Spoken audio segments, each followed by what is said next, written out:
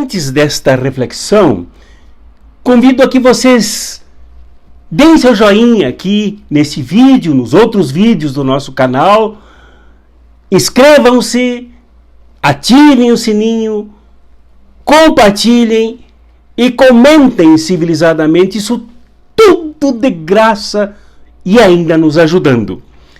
E por favor, visitem o blog cartasproféticas.org/colabore e aí sim, faça sua contribuição material, objetiva, para nos apoiar nesse projeto que reputamos de extrema relevância para o nosso país, para o nosso mundo e para cada um de nós.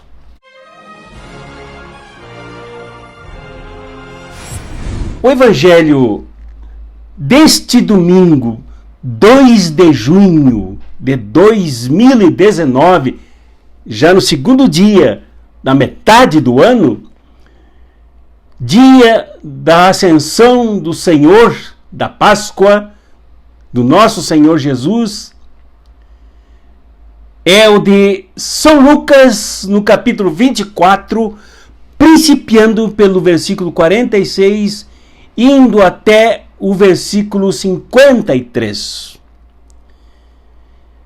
Este é o evangelho que trata, é um dos poucos textos que trata da ascensão de Jesus, da subida de Jesus ao céu, ao assumimento da sua posição no ambiente divino junto com o Pai. Porém, eu quero dar 3 destaques neste evangelho que eu espero que vocês leiam para refletir a partir do texto aí literal. O primeiro é que o evangelho não esquece quem é Jesus. Mesmo Jesus que ascende, mesmo Jesus que assume a sua posição como parte do Pai, é o Jesus histórico. É o Jesus regional, é o Jesus que foi perseguido, traído, julgado, sem base em nenhuma condenação real e objetiva, e condenado à pena de morte por assumir a sua missão, a missão do reino de Deus, ao lado dos pobres, pelos pobres, com os pobres, juntando ao redor dele homens trabalhadores, mulheres também, e muitos pobres, doentes e pessoas que passavam as mais extremas misérias. É o que está em São Lucas nesse trecho aqui, quando ele mesmo, segundo o que narra o Evangelho, ele mesmo, ao lado de seus discípulos, disse que o Cristo sofrerá, mostrando que realmente aconteceu. Esse é o primeiro ponto, a ligação do Jesus histórico. O Evangelho nunca esquece do Jesus histórico. O Evangelho não se descola do Jesus histórico, como muitas igrejas por aí fazem, criando um Jesus fantasmagórico, um Jesus do mercado, um Jesus dos negócios, um Jesus da prosperidade, um Jesus curandeiro. Não, aqui o Evangelho sempre tem um Jesus histórico, concreto, real, circunstancial, temporal, presente. Sem este Jesus histórico, temporalmente situado, não há como falar num Jesus que ascende. Só sobe aquele que desceu, aquele que está junto, aquele que veio para ser o Cristo, para ser o Messias. Esse é o primeiro ponto que eu quero ressaltar aqui. O segundo ponto é que Jesus disse aos que estavam com ele que vós sereis minhas testemunhas de tudo isso. Minhas testemunhas de tudo isso, a começar por Jerusalém. Isto é, Jesus, na verdade, se dirige àqueles que o acompanharam, os discípulos que restaram. Muito provavelmente, os 11 se tornaram seus apóstolos, mas muito provavelmente também muitas outras pessoas que aderiram ao seu projeto e que faziam parte das comunidades de São Lucas, convidadas para serem testemunhas. E testemunhas no ambiente do Evangelho é martirel, como diz no grego. Martirel. Isto é, pessoas que tinham que ter a disposição, como tinham, a mobilidade, como tinham, a animação que os movia a se disporem a compartilhar, a propagar, a anunciar um projeto novo, completamente diferenciado deste que matou Jesus, que perseguiu os discípulos, que sacrificou muitos deles. Este martirel, isto é, o ser testemunha, era de tal radicalismo que aqueles que foram suas testemunhas se dispuseram ao martírio. Isto é, a vida, os interesses mais imediatos eram colocados em segundo plano a favor de um projeto novo, de nova vida, nova sociedade, nova humanidade, com Cristo como centro de tudo isto. Foi para isso que Jesus convidou os seus para serem testemunhas, não só serem discípulos e discípulas, mas testemunhas de tudo isso. Vós sereis testemunhas de tudo isso. Isto é, do martírio dele, da ressurreição dele, da ascensão dele, como parte de todo o macro projeto do reino de Deus que ele vinha realizar. Isto é, do novo mundo. Um novo mundo que não é mais gestado por Pilatos, por Herodes, pelo Império Romano e nem pela religião do templo, mas pelo Pai, com quem ele conviveria a partir daquele momento eternamente. Esse é o segundo ponto. O terceiro que eu quero ressaltar, que eu reputo assim como muito importante, é que ele os convidou para irem para Betânia, para a despedida, para a bênção que ele queria deixar para os seus discípulos. Não era em Jerusalém, onde tudo deveria começar e onde ele teria terminado, mas em Betânia. E Betânia era um pequeno povoado a uns 3 quilômetros dali de Jerusalém. Um povoadozinho, uma cidade pequena, que diria assim que ao lado de Jerusalém que seria insignificante. Porém, foi em Betânia que muito aconteceu na vida de Jesus. Era em Betânia que moravam as suas amigas Marta e Maria.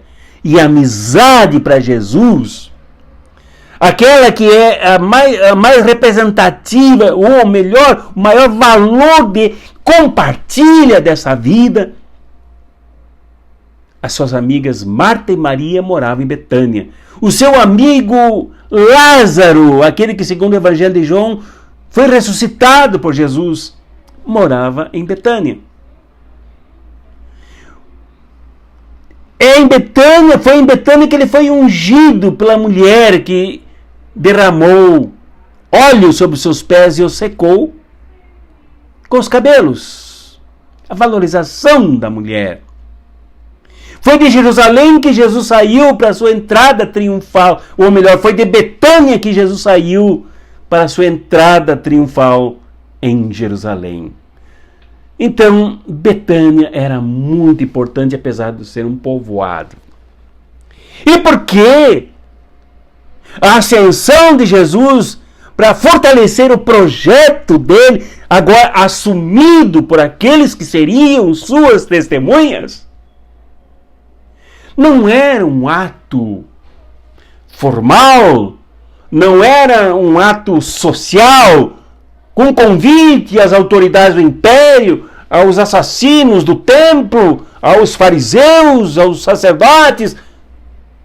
Não, isso pertencia ao velho mundo que ficou em Jerusalém. o novo mundo que ele trazia, e a partir de Betânia ele queria construir, a partir do lugar mais humilde, para onde ele desceu, para onde ele foi, onde ele conviveu com o povo, com os humildes, com os pobres, é que ele queria construir o reino que agora, o reino dele, que ele entregava agora para a sua igreja iniciante, sua igreja primitiva, seus discípulos, os trabalhadores que ele tirou da Galileia, os pescadores que ele convidou para o seguirem. Betânia. Se nós tivermos em nossa vida a Betânia e não Jerusalém, nós temos muito mais chance de sermos testemunhas de Jesus do que sermos apegados ao poder do templo, ao poder do império, ao poder do sucesso econômico e político que concentra assassinos e aqueles que destroem aquilo que Jesus sonha para a humanidade. E finalmente, depois que Jesus abençoa, ele se afasta. E a bênção aqui é com as mãos abertas. Mãos do serviço, mãos do apoio, mãos da solidariedade, mãos do carinho, mãos do socorro, mãos do cuidado, mãos de mães, mãos de irmãos, mãos de irmãs, mãos de companheiros, mãos fraternas. Tudo isto Jesus reuniu nas suas mãos, que ele estendeu para abençoar os seus discípulos na despedida. Por isso eles saíram, voltaram para Jerusalém, para dentro do templo, da onde Jesus expulsou os mercadores, os que faziam comércio da fé, os que usavam a fé para explorar as pessoas, os que usavam o ambiente sagrado para conspurcar com o comércio. Para lá que eles foram. E voltaram para lá e o adoraram com grande alegria e bendiziam a Deus. Esta é a alegria das testemunhas. As testemunhas de Jesus não são tristes, não são abatidas, não são derrotadas pelo luto, pela perda, porque a despedida de Jesus era uma entrega da missão e não uma derrota. As testemunhas de Jesus não se entristecem com o peso do Estado que mata, da religião que trai, do templo que vira negócio, que vira o cofre de recolhimento dos dízimos do povo para sustentar sacerdote que não faz nada pelo povo, como era o templo de Jerusalém. Como são muitas igrejas hoje. Mas esta alegria é a alegria dos que não têm templo, que não têm onde reclinar a cabeça como seu mestre. Mas é a alegria de quem participa da construção desse novo mundo possível. O mundo do reino de Jesus. Que é para todo o planeta e é para toda a humanidade e não só para um grupinho de mimados. Esta é a mensagem da ascensão de Jesus, que fica conosco para nos animar. Não para receber aquela bênção e dizer agora está abençoada, está livre de tudo. Não. Em meio dos perigos. Porque os discípulos ficaram no meio dos perigos e muitos deles foram sacrificados, mas se dispuseram a ser martiréus. É ali que se vive a coragem, mas também a alegria dos que adoram, porque não se deixam intimidar pelas ameaças. Que essa seja a tua experiência, meu irmão, minha irmã. Que essa seja a tua força. Em nome do Pai, do Filho e do Espírito Santo. Amém.